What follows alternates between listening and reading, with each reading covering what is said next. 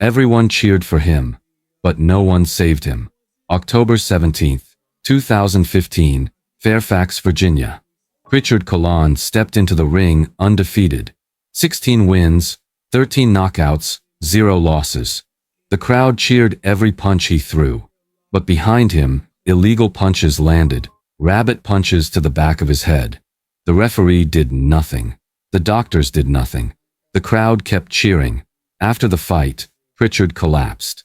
Brain bleeding. Emergency surgery. Coma. Everyone cheered for him, but no one saved him. Prichard Colón was supposed to be the next big thing. Born September 19th, 1992, in Maitland, Florida. Raised in Puerto Rico. Boxing ran in his blood. His father, Richard, was his trainer from the beginning. Taught him discipline, technique, respect. Prichard turned professional in 2013 at 20 years old. The talent was obvious immediately. Fast hands, power, technical skill beyond his years.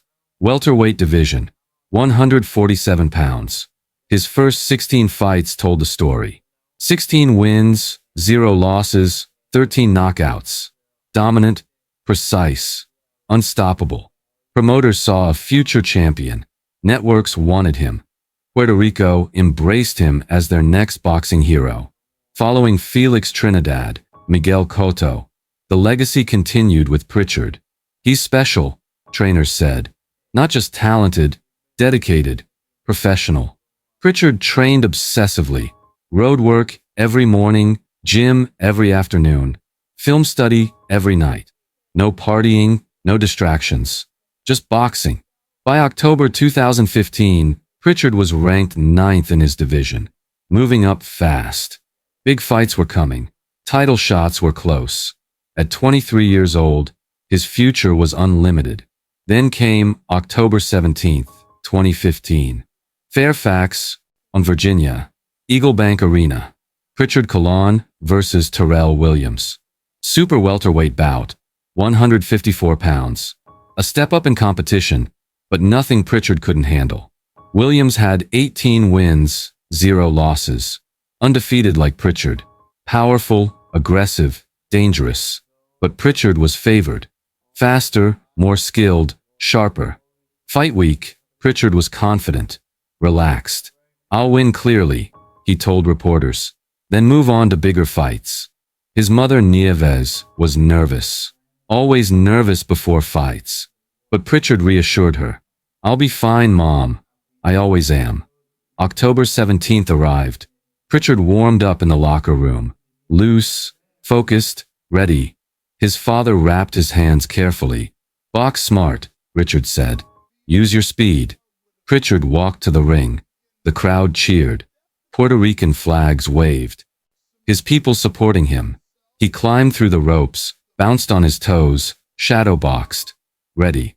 Terrell Williams entered. Bigger, thicker, more muscular. The size difference was noticeable.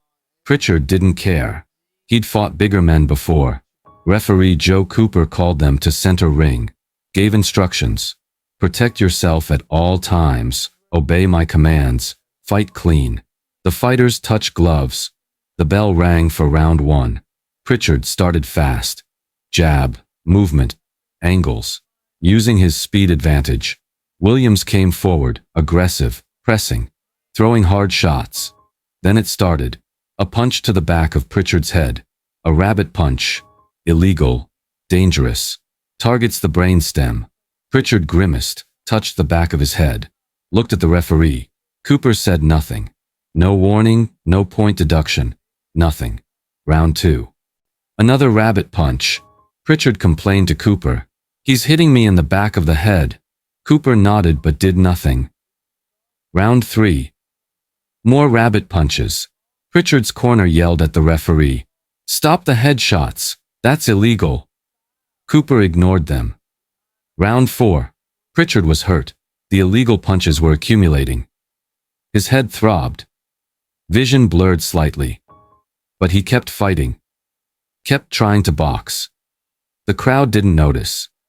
They cheered every exchange. Cheered both fighters. This was a war. Entertainment. But something was wrong. Prichard's movement slowed. His punches lost snap.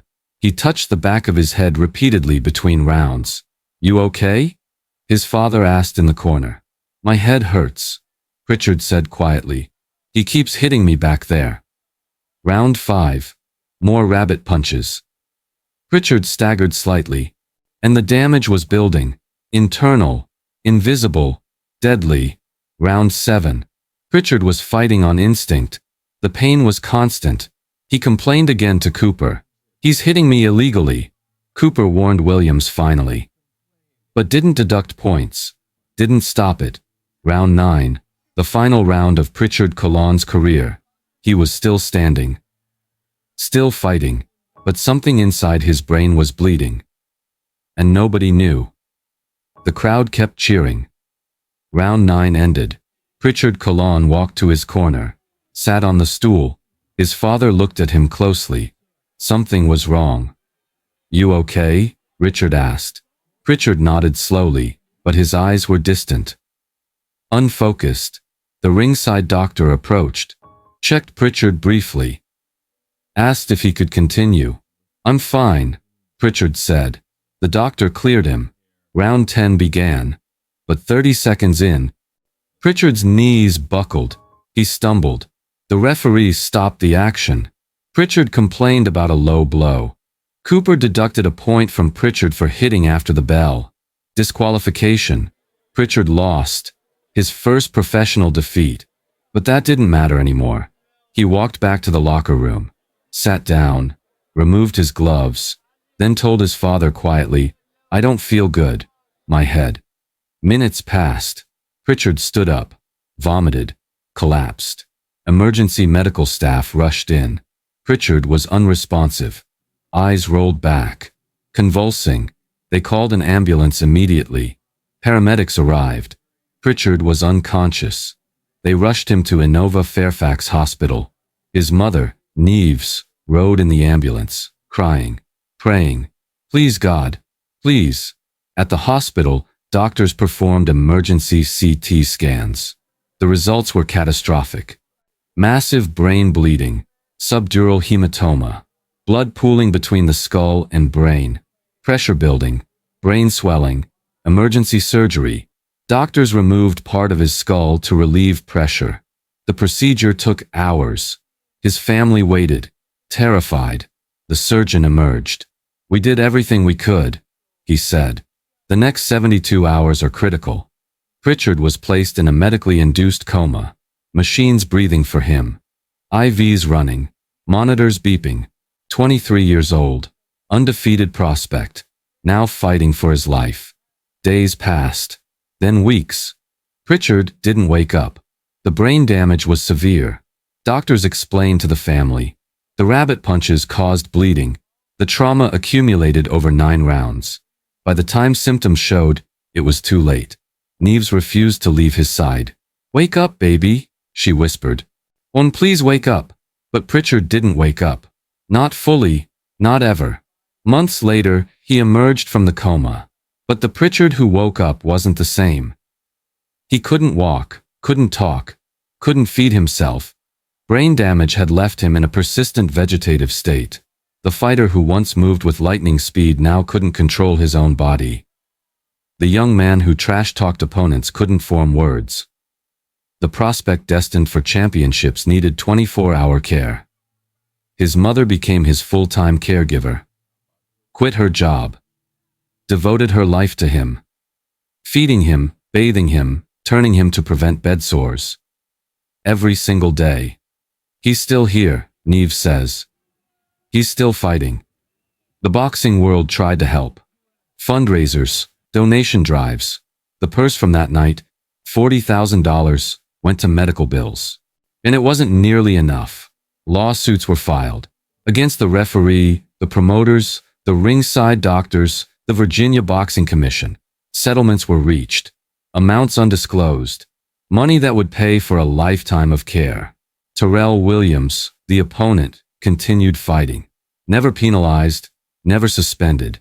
The rabbit punches went unpunished. Referee Joe Cooper never worked another fight.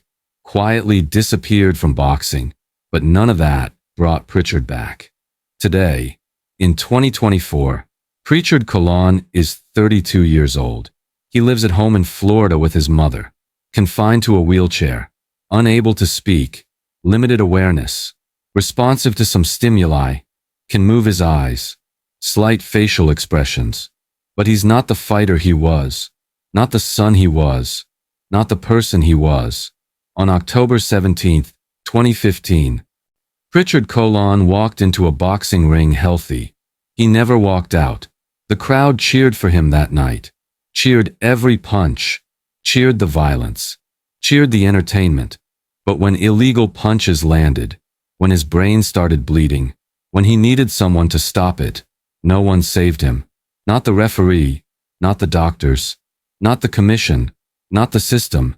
Everyone cheered for him, but no one saved him. Prichard Colón went into that ring with dreams. He left on a stretcher. The referee failed him. The doctors failed him. The system failed him. He's 32 now, still fighting every day. Not in a ring, in a wheelchair. Should boxing have saved Prichard Colón? Comment below and subscribe if you want the truth about boxing's darkest moments. Because some fights should never happen.